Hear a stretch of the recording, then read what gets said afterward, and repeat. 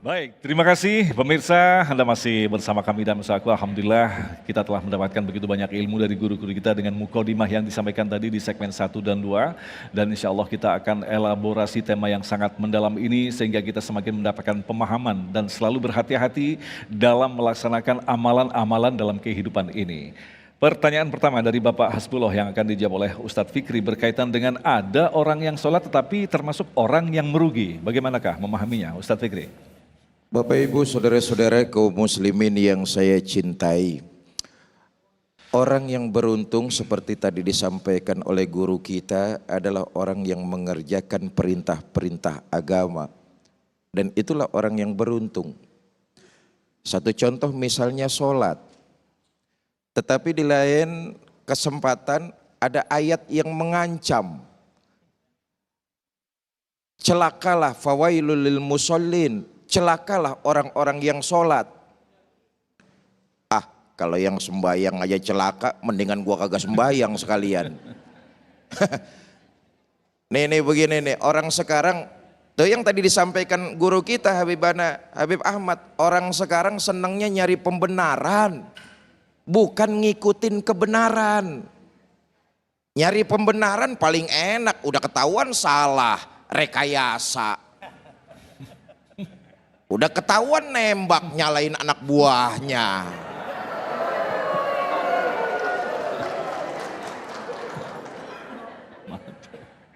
Emang siapa sih emang?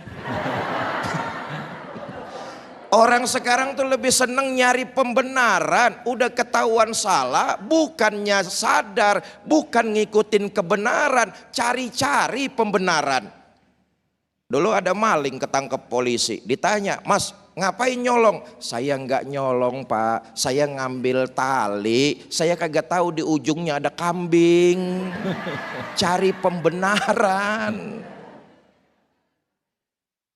Yang sholat aja celaka, mendingan nggak sholat. Saudara, ayat ini menyatakan bahwa celakalah orang-orang yang sholat, dalam sholatnya lalai.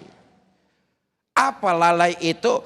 Banyak macamnya, rukun dan syaratnya tidak terpenuhi. Misalnya, lalu kemudian dikerjakan bukan pada waktu-waktu yang dianjurkan. Lalu bermalas-malasan, ntar aja dah, masih ada waktu.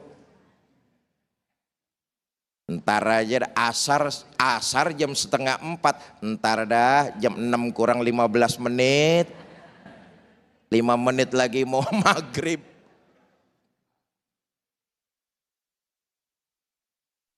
Dan yang dianggap lalai, terjebak kepada ritualnya. Nah ini juga penting saudara. Terjebak kepada ritualnya. Sholat itu kan, misalnya nih ya, sholat yang kita kerjakan itu, yang kita laksanakan, yang kita dirikan, itu mengajarkan kita umat Islam nih harus punya jiwa disiplin. Nah ini penting nih. Sholatlah kalian tepat waktu. Jangan diundur-undur, jangan di akhir-akhir. Selain itu ada anjuran dan itu nilainya ibadah kalau kita kerjakan. Di sisi lain mengajarkan kita umat Islam agar punya disiplin yang tinggi. Tepat waktu, enggak mulur-mulur. Kita ini kalau ibadah, kalau ritual lama-lamain. Tapi kalau urusan lambung main dulu-duluan. Habis aja di meja hidangan cemberut. Orang sono, orang Perum Bulog mah insya Allah sama lah. Karena itu yang dimaksud lalai ini, yang dimaksud celaka ini orang yang melalaikan sholat. Sholatnya dikerjakan tapi nggak punya pengaruh apa-apa terhadap dirinya. Ini termasuk lalai ini. Tadi yang saya katakan, sholat diantaranya adalah melatih kita untuk punya jiwa disiplin. Inilah Islam, etos kerjanya tinggi, dibentuk lewat ibadah sholat. Lalai, celaka orang yang sholatnya tibang sholat doang, tapi enggak memenuhi kriteria, dilakukan mundur-mundur dan tidak membentuk kepribadian sebagai seorang muslim yang rahmatan lil alamin tadi disampaikan oleh guru kita. Artinya salah satu diantaranya adalah membentuk disiplin. Kalau sholat yang kita kerjakan, kalau ibadah yang kita lakukan, semuanya membentuk karakter kita, insya Allah kita tidak jadi manusia merugi. Wallahu a'lam bishawab. Ada yang ditambahkan Habibana? Ya. Baik. Itu bagus sekali tadi dikatakan oleh guru kita Ustadz Fikri Haikal, Masya Allah. Jadi tadi yang ditanya itu luar biasa. Ancaman bagi orang yang lalai. Itu di surat Al-Ma'un. Yang tadi di bawah surat Al-Mu'minun justru jawabannya, kebalikannya. Surat Al-Mu'minun, qad aflahal mu'minun alladzina hum fi salatihim khashi'un. Itu kebalikannya tadi. Justru ini yang dibawa harusnya, bahwa orang-orang mukmin berjayalah, bahagialah, menanglah. Kenapa? Barang siapa di dalam salatnya fi salatihim khashi'un, takut sama Allah. Jadi bedanya antara fi dengan an. Kalau di surat Al-Ma'un an artinya apa? I'rad.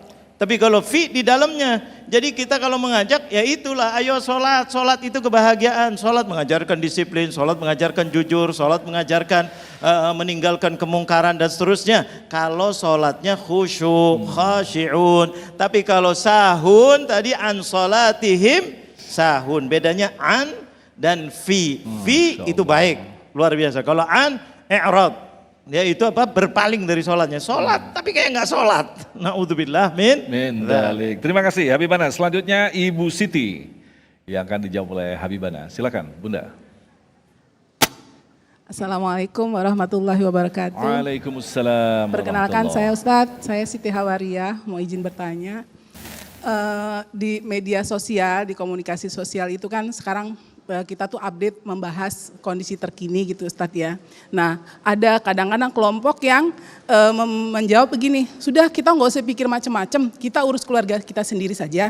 Yang penting anak baik, suami baik, keluarga kita aman, anak-anak soleh, sudah nggak usah peduli sama luar gitu ya Ustadz. Yang ingin saya tanyakan, sikap seperti ini apakah dibenarkan atau memang sesuai anjuran Islam? Yang kedua Ustadz, misalkan keluarga kita ini alhamdulillah diberi kondisi yang baik, soleh anak-anak kita, apakah ini keadaan kita itu termasuk yang beruntung atau kita tuh dalam ujian Ustadz? Terima kasih. Assalamualaikum warahmatullahi wabarakatuh. Yang pertama dulu, jadi yang kedua adalah ketika kita diberikan kondisi baik, apakah termasuk kita orang yang beruntung atau justru ujian dari Allah? Yang pertama tadi adalah berkaitan dengan ya udah itu bukan urusan kita. Habibana. Ini adalah pernyataan yang memang sekarang lagi ada. Zaman dulu Rasulullah pernah mengingatkan kita, kalau jadi tergantung keadaan. Itu kata-kata itu bisa benar kalau keadaannya seperti apa yang dikatakan oleh Rasulullah dalam salah satu sabdanya. Kalau keadaan lagi kathuratul fitan, ya, kalau kita bicara langsung dibunuh. Kalau kita bicara langsung kita macam-macam bahaya untuk kita. Maka Rasulullah mengatakan ilzamu baitakum. Kalau dalam keadaan fitnah sudah luar biasa, maka jaga diri kamu dan keluarga kamu sudah cukup. Jangan bicara umum. Karena keadaan lagi genting, gawat luar biasa. Paling tidak sama. Tapi kalau masih bisa kita ngomong tadi watawasau bil haqqi, watawasau bis sabr, masih bisa ngaji, masih bisa pergi, masih bisa kerja. Kenapa harus diam? Karena kalau rusak di sana akan akibatnya ke kita. Kita tidak boleh diam. Makanya tadi watawasau bil haq. Harus saling ingat mengingatkan. Kalau kondisinya masih bisa mengingatkan. Jadi wajib itu. Sampai dikatakan umat Nabi Muhammad paling afdal. Kenapa paling afdal? Kuntum khaira ummatin ukhrijat linnasi ta'muruna bil ma'rufi wa tanhauna anil munkar, mengajak kepada kebaikan dan mencegah kemungkaran. Kalau nggak ada yang mencegah, hancur sana, hancur ke kita juga. Makanya kita wajib jangan peduli keluarga kita sendiri, kecuali kalau fitnah sudah luar biasa, kita baru ngomong aja tangkap, bunuh, tembak. Wow, ini sudah bahaya berarti. Keadaannya sudah nggak bisa, selamatin diri dulu dah, sampai keadaannya aman. Tapi kalau keadaan seperti kita di negara kita, alhamdulillah TV masih boleh, ceramah boleh, ngaji boleh, kerja Boleh. Kenapa diam? Ada orang koruptor terus diam. Ya, hancur negaranya. Betul apa betul?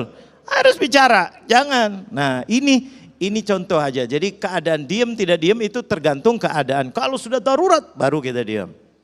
Ya, itu yang pertama. Kalau yang kedua tadi anak ujian, anak itu ujian. Anak itu adalah ujian. Ujian gimana? Kadang-kadang orang tua itu kalah dengan anak. Demi untuk anak akhirnya maksiat. Demi untuk anak membolehkan anak berbuat maksiat. Udah enggak apa-apa, udah enggak, harus tegas. Ini adalah amanat dari Allah. Didik, nangis biarin nangis. Untuk apa? Kebaikan dia. Jangan terus, Allah nanti nangis, nanti musuhin kita, nanti cemberut, terus jalan gak karuan, ini gak karuan, dan seterusnya.